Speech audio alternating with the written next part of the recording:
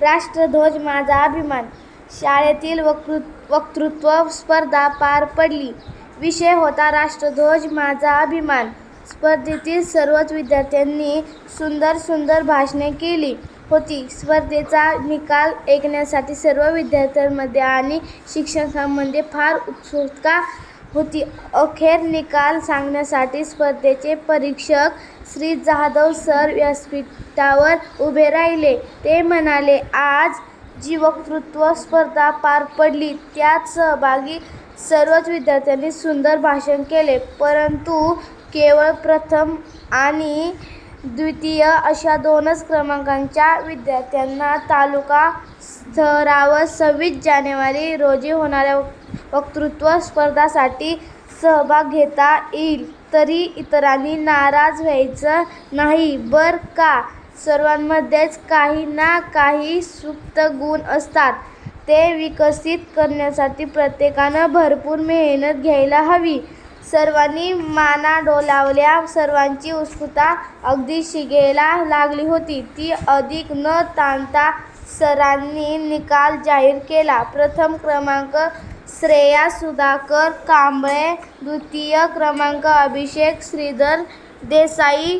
सभागृहामध्ये टाळ्यांचा गडगडाट झाला. सर्व जण कार्यक्रम आटोपून घरी परतले. 6वी ते 8वी या गटात स्पर्धा झाली. टाळ्यांचा कडकडाट झाला. सर्व जण कार्यक्रम आटोपून घरी परतले.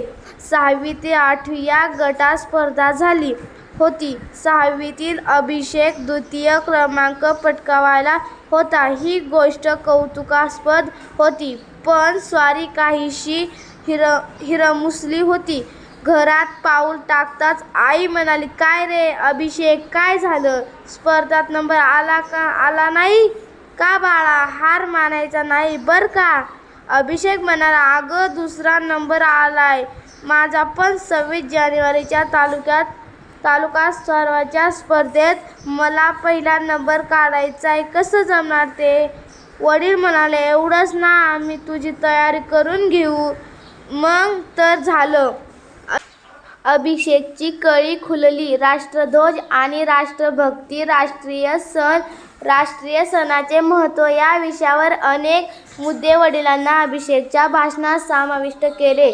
आपला देश पारतंत्र्यात असताना देशासाठी घरदारांचा त्याग करणाऱ्या, प्रसंगी आपल्या प्राणाची आहुती देणाऱ्या देशभक्तांचा जाज्वल्य इतिहास वडिलांना अभिषेकला सांगितला. आई-बाबांनी अभिषेककडून भाषणाची उत्तम तयारी करून घेतली.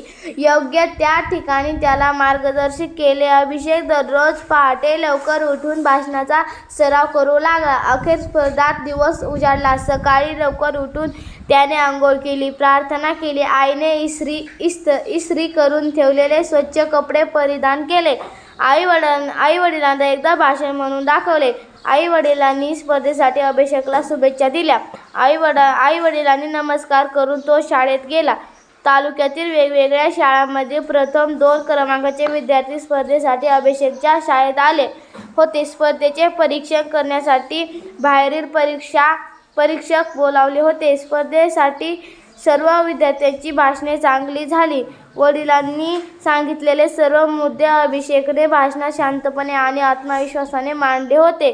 अभिषेकचा तालुका स्तरावर प्रथम क्रमांक आला. त्याला फार आनंद झाला. सर्वांनी त्याचे अभिनंदन केले.